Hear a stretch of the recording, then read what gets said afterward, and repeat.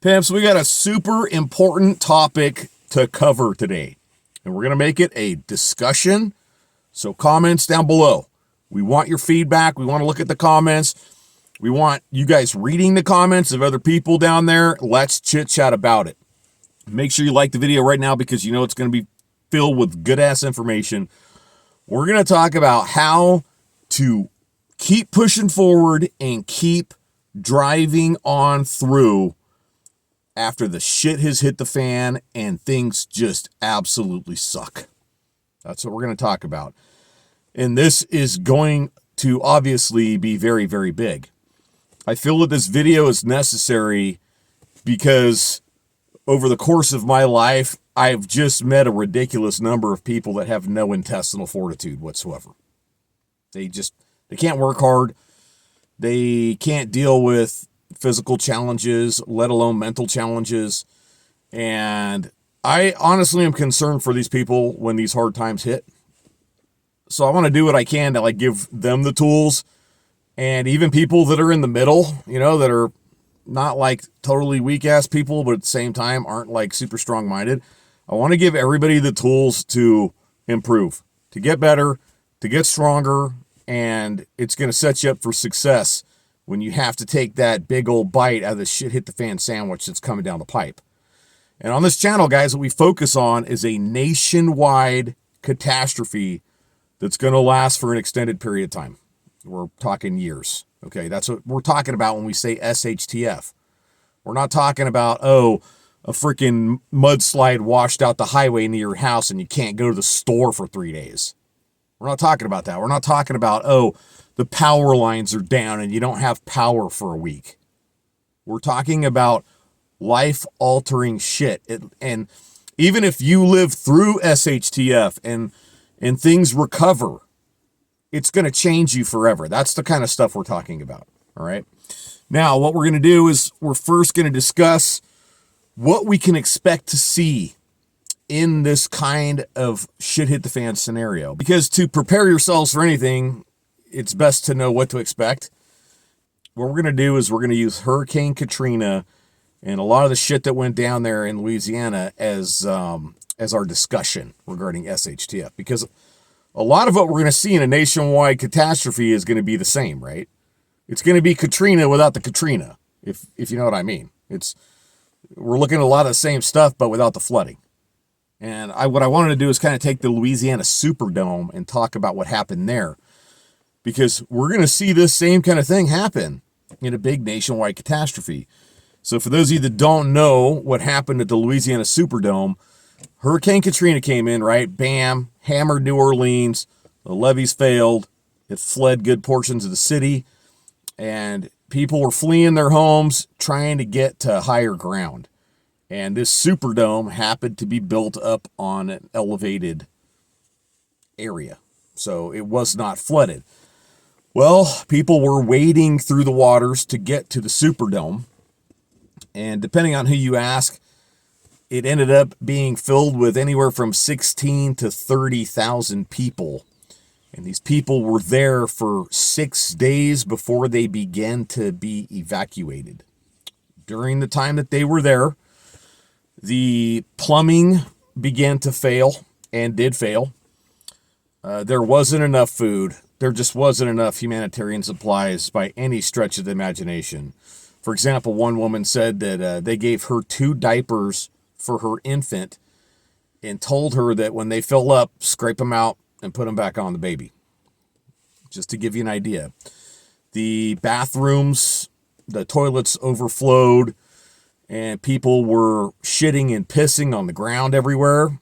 So imagine little rivers of piss and shit all over the place. No toilet paper, all kinds of crack baggies in the bathrooms. There were blood smeared on the walls. People were getting robbed, mugged, raped. A number of people died in the camp. There was at least one suicide. And depending on who you ask, there were some people that just died. And then there were some people that were murdered, depending on who you ask. You guys get the idea.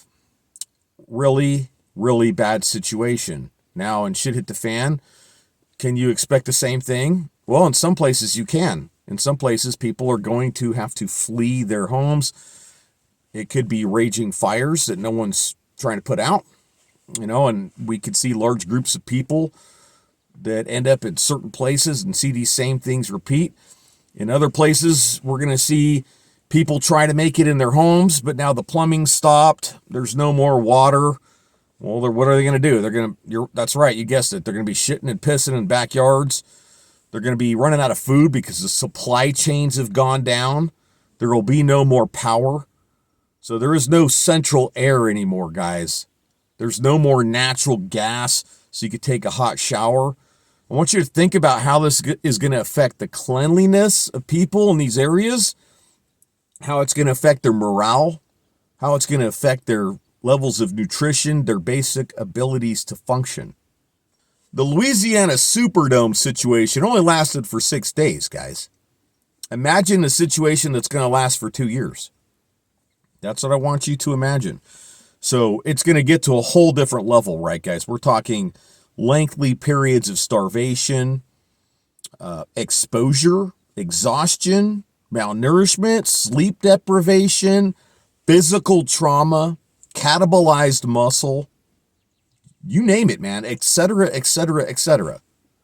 It's going to absolutely suck ass.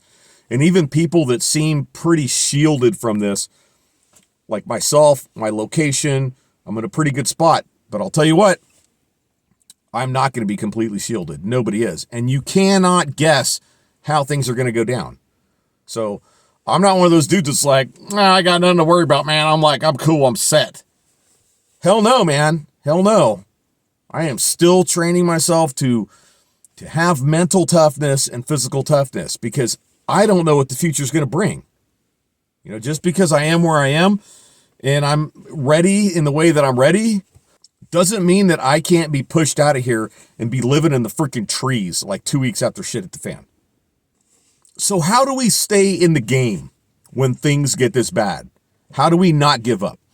First, we need to talk about the mental and physical aspects of this before we start talking about solutions and ways that you can train yourself to be effective in these kinds of situations. All right, guys.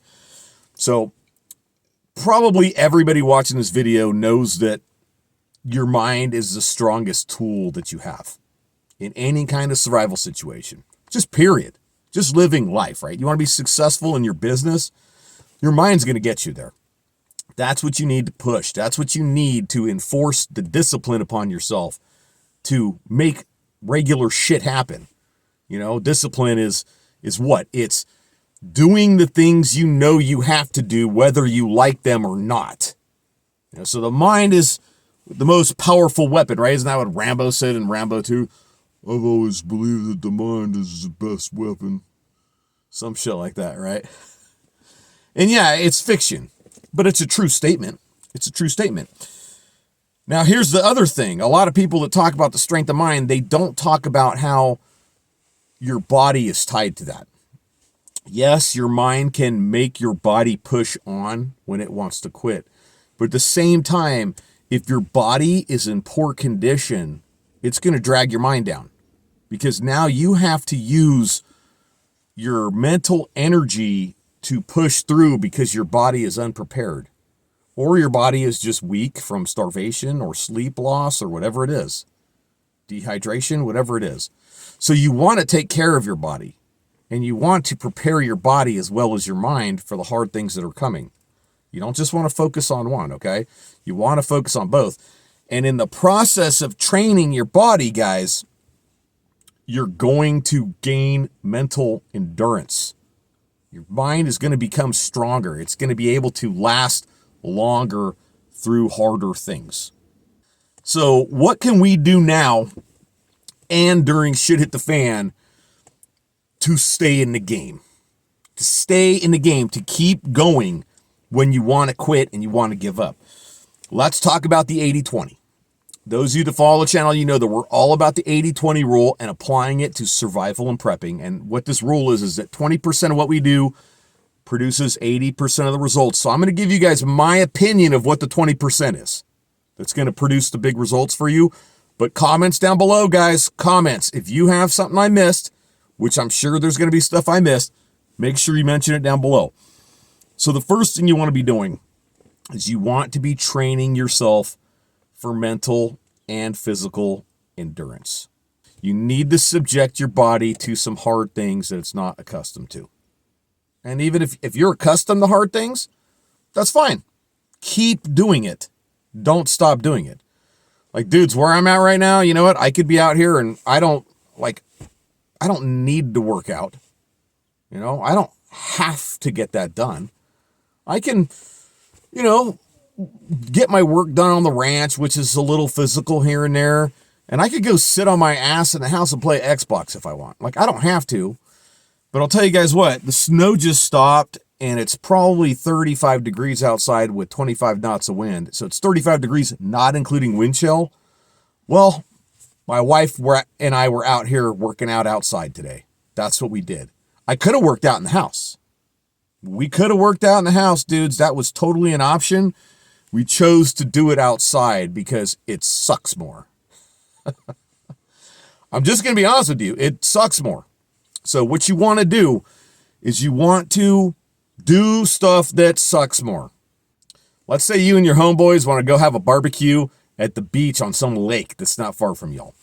And you get out there and you got your board shorts on, you get out in the water and you're like, holy shit, this is cold. And you're getting out. You go lay on your towel and soak up the sun rays. You're like, you know what you should do? Stand out in that damn water until you're shivering. Then get your ass out. Get that cold response going. Build that brown fat and work on your mental endurance. You have to subject yourself to hard stuff to become hard. And dudes, I'll tell you what, over the last number of years here, probably the last few, I thought that my life was going to get easier, changing from living off grid constantly and living out in the boonies. And I took the job on the ranch here, and now I'm in a house and all that kind of stuff. I thought my life was going to get a lot easier, but God will not allow me that for whatever reason. And I think it's because he wants me to stay hard and wants me to stay prepared. So things just keep happening that force me to be outside in sub-freezing temps, working on vehicles and shit like that. It just is what it is, man. But you know what? I'm thankful. It's going to keep me hard. So to be hard, you got to do hard shit. I am going to throw this out there real quick. You're responsible for your own actions. If you take it too far and something bad happens to you, don't come blaming me. Take responsibility for your own stuff. And really, guys, the best way to do this is to make incremental increases in the level of difficulty.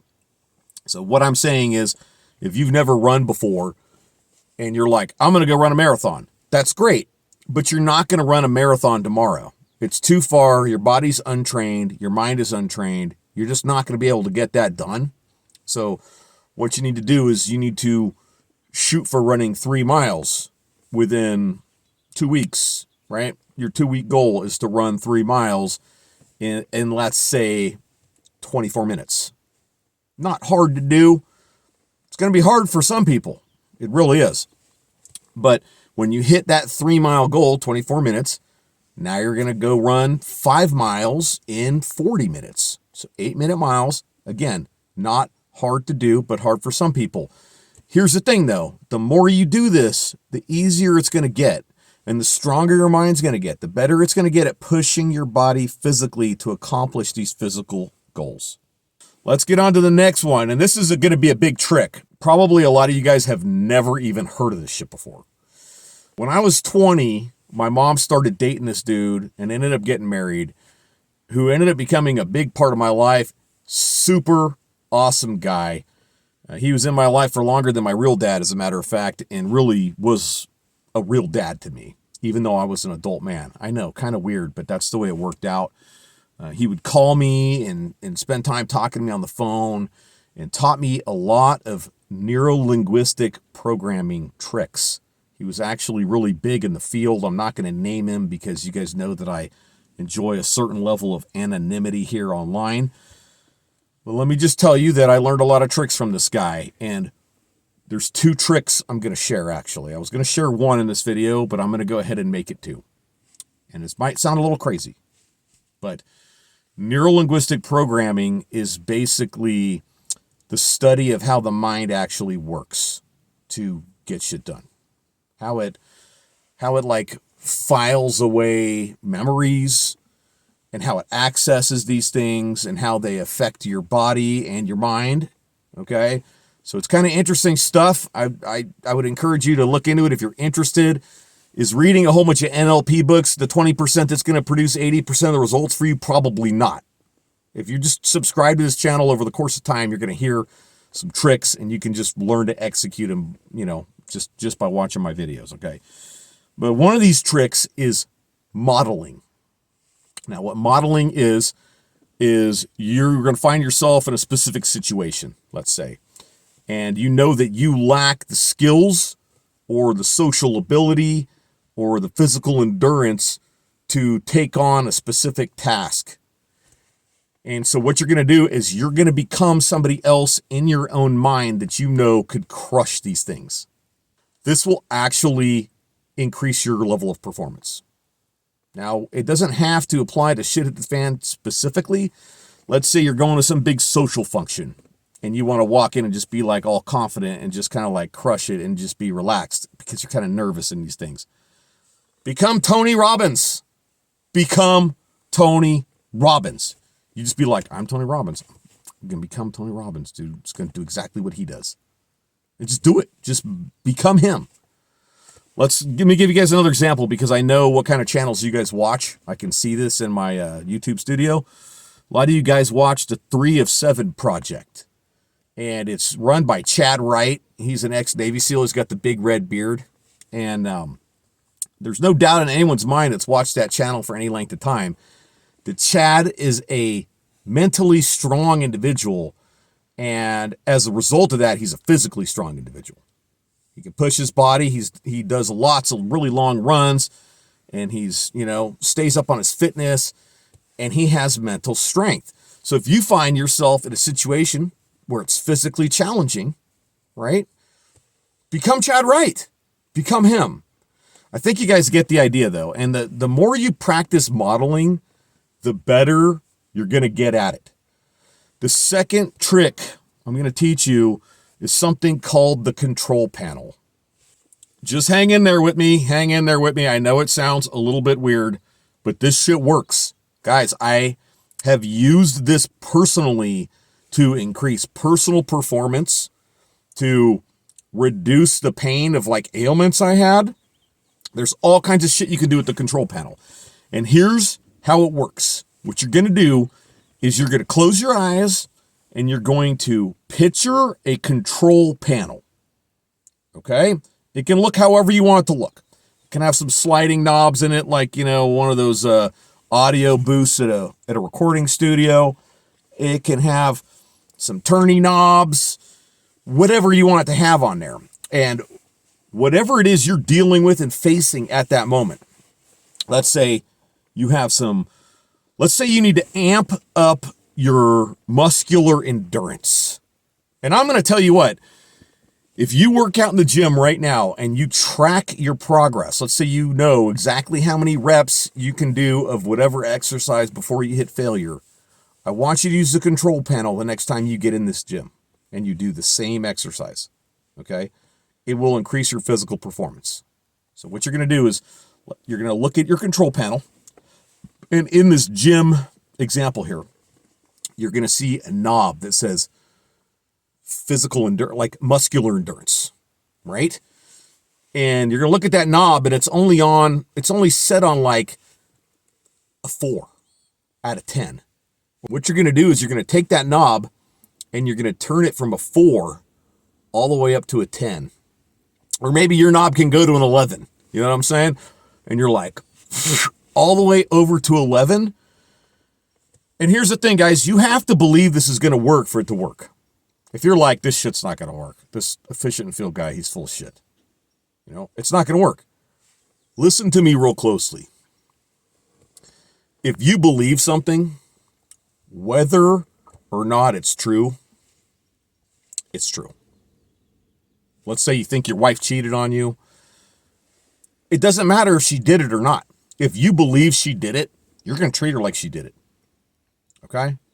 If you don't think she cheated on you, whether or not she did or not, you're going to treat her like you believe she didn't cheat on you. Kind of a shitty example to use, but you guys get the idea. If you believe something is true, it's true. You know? That's how it is. If you believe something doesn't work, it's not going to work. Because you're not really going to invest any energy into making sure it's actually going to be successful. So I want you to think about that.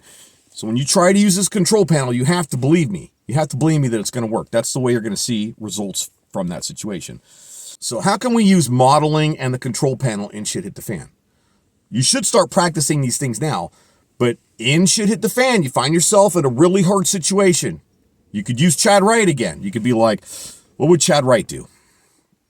If he was starving and sleep deprived right now, and he had to make it so many miles through this massive open danger area tonight before the sun comes up, what would Chad Wright do?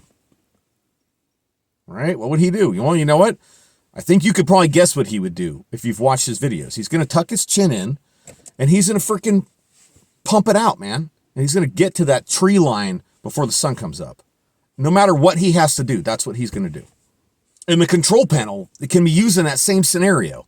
You can be Chad Wright in your own head at the same time. You can be like, I'm going to pump up my aerobic endurance knob. Like, get into your head, crank that baby up, man.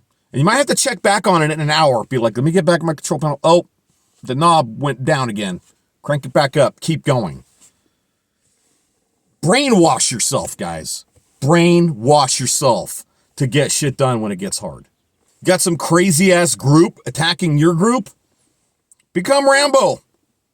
Model that son of a bitch, man. To win a war, you're going to become war. You know what I'm saying? Whatever it's going to take. And you don't have to model real people.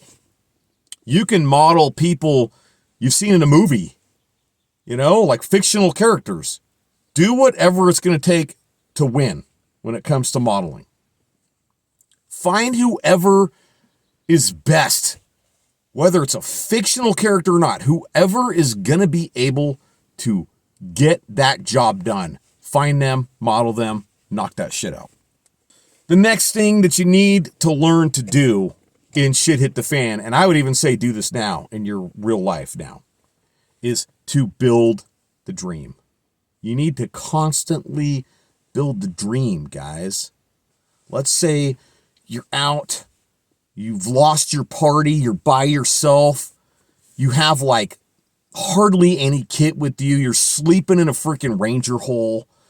Life just sucks ass, man. It's terrible. You're starving, cold, wet, all that shit. Build the dream. You need to be telling yourself, this is going to get better. Now, this is fine. Like, you know, I can make this better for myself. I can make improvements here. Like 6 months down the road, things are going to be different, man. I'm going to have like, you know, a whole bunch of fish traps set out in some body of water, and I'm going to be eating good and do this. Build the dream and focus on better times. Dudes, when I was in Ranger school, you know, you're out there getting starved and getting sleep deprived and humping around all this weight and shit, right? And you're exposed and all that kinds of stuff. And I used to always talk about the food my mom used to make when I was growing up, because I figured I was going to get some leave when I got back from Ranger school and get to go home. And I was always talking about the food, man. And it drove a small number of dudes insane. They hated it. They were like, shut up about the food. And I'm like, I'm not shutting up about the food, man. It's part of my morale. And other guys were in on it with me. They're like, yeah, my mom used to make this sick ass cake. I can't wait till I get another piece of that cake. And it would motivate most of us, you know, to look forward to those good times. Just press through the hard shit. Things are going to get better, guys. They're going to get better down the road, man. I've had some really hard shit happen in my life.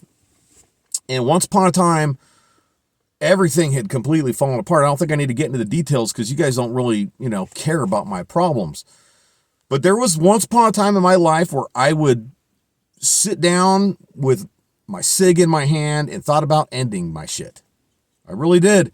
And I didn't do it for 2 reasons. And the first reason is because I'm not a quitter. And I was like, man, if I do this, I'm a quitter. And the second reason is because my dad stuck a 30-06 in his mouth when I was 11 years old. And he was a quitter. And he fucking left us all to fend for ourselves and to raise ourselves. And at that point in time, I was like, fuck him for doing that, man. What a selfish asshole. You know, and I had kids at that point in time. They weren't with me, which is part of what made my life suck at that moment. But, you know, it's like I didn't quit, guys. I drove on. And here's the thing. One of the things I learned in that moment was that I looked around and I was like, you know what? Shit could be a lot worse, actually. Like, shit could always be worse, man. I'll tell you what. You could have some gang come through and shit hit the fan and kill everybody you know and nail you to the ground and leave you for the crows. But it could be worse. They could have cut your dick off after they nailed you to the ground and stuffed it in your mouth. It could always be worse, man. So I want you to remember that. And even today, even now, you want to practice this shit now. If stuff sucks, man, you're at work and it's just shitty, just think to yourself, man, this could always be worse. And what it does is all of a sudden it just makes your current problems just not bad. And think of how it could be worse. Do that. Some other things I want to suggest too. Make jokes. When things get really shitty, guys, just embrace your inner comic, man. Model Bill Burr. Whoever it's going to be, your favorite comic, just make some jokes. Try to make it light. It doesn't matter how bad it is, man. Try to find something that's going to keep the morale up. And that's the next one. You really need to care for your morale.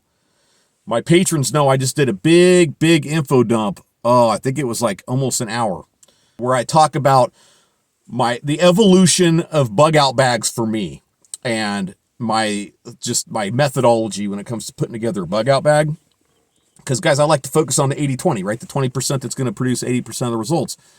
But when it comes to bugging out, if you have to, God forbid you ever have to, but if you have to, there are certain things that are worth humping out there just to keep your morale up. You know, they're not going to be the 20% that produces 80% of the results if you think about it wrong. But your morale is part of the 20% that's going to produce 80% of the results. If your morale is absolutely in the shitter and you can't execute any of this stuff I'm talking about, man, and you just give up, you just quit. I've seen it. I've seen full-grown men crying. Tough guys, tough dudes, crying because the bottoms of both of their feet were massive blisters that were green. And every single footstep they took just sucked, and their morale was in the toilet, man. And one simple sentence to these guys, if you said the right thing, it could take their morale up and it could get them back in the game. So your morale is super, super important. And another thing I want to talk about is make sure in shit hit the fan, you are working smarter and not harder. I'm going to give you guys an example right now. My teenage daughter, she made some bad choices and she owes me some work on the ranch as a result of those choices. Well, Friday, it was nice. And she got home from school and she went in her bedroom and took a 3-hour nap. So she burned up the huge majority of daylight taking a nap. Now, I thought about going and waking her up and being like, get your ass up and go do your shit that you owe me. But at the same time, I'm like, she's 17 now. She's almost a grown-up. I'm going to let her burn herself because I knew that this weekend was going to be shitty, and she did too. I told her it was going to be it was going to be snowing, and the snow's just about stopped. But guys, it's 35 degrees outside, and the wind's blowing like 25 knots. And guess what she was doing before I started this video? She was out there working because she chose a poor time to get it done. I want you to think about how native cultures got their shit done back in the day. They're not going to be outside humping it around hunting right now. They're not, Because for one, the deer are all bedded down, and they're usually not out in the daytime anyways, unless the weather is right for that. Whole nother topic. No, they're going to be inside their earth dome, sitting around the fire, weaving a basket with materials that they collected earlier, or working on tanning a hide, you know? They're not going to be outside right now. That would be stupid. This is one of the things I learned being a sailor, because my wife and I, we put ourselves in a situation living on sailboats where we had to sail around to get everything done, or motor. And, you know, we learned really, really quick to plan your sailing at the right time. You do not want to be out there at the wrong time getting your sailing done, man. You know, or you end up motoring if it's the wrong time. You can't sail from point A to point B when there's no wind. You know what I mean? You have to plan around the weather, around the environment and shit like that. So I want you guys to think about that too. Work smarter, not harder, right? Work when it makes sense, and work on something easy when it makes sense. The last two things, and these are big. These are really big things, not that the other things aren't big. But if you could just do these two things, you're going to be in good shape. It's just that a lot of people can't.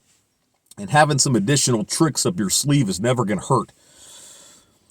The first one of these things is the Nike motto, just do it. Just do it, man. You know, there's a lot of times when people would rather stand around and look at a task they have to complete and spend 2 hours thinking about how to make it easier when they could have had the entire job done in 20 minutes. Case in point, guys, I was a supervisor for a contracting company back in the day, and I would get calls that a guy was out on a job and he couldn't get it done. And I would show up. He'd been on the job for 2 hours.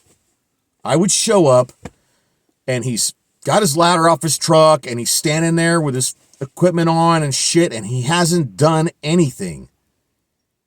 And I'd be like, no, you just got to do this. Like, what are you waiting for? Stop trying to make it easier. Just get it done. Just do the job, man. And I would literally pound it out in like half an hour. You know? And a lot of these, unfortunately, for a lot of these young guys that were working for us, they didn't have somebody in their life that taught them that lesson, you know? And so I was happy to teach them that lesson. And then when I did, I was like, don't call me to one of these jobs again.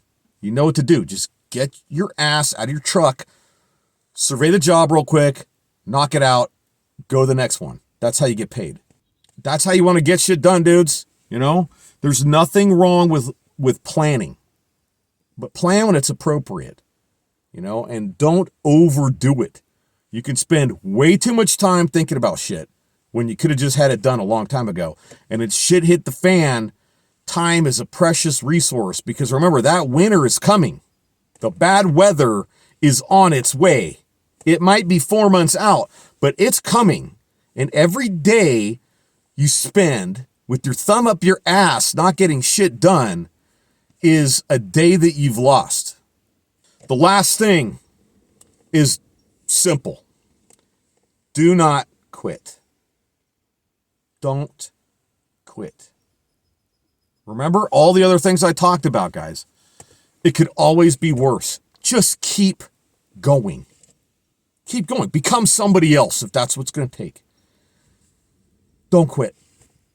Because if you don't quit and you just keep going, that's the 20% that's going to get 80% of the shit done. I think that's a wrap. What did I forget, dudes? Comments down below. Make sure you like the video. Share it with someone that's, you know, getting ready for SHTF, man, because it's coming in hot, or someone that needs to see the video. Make sure you subscribe to the channel and check out my Patreon link in the description. I'm going to go in the house and get warm. I'll see you all in the next video.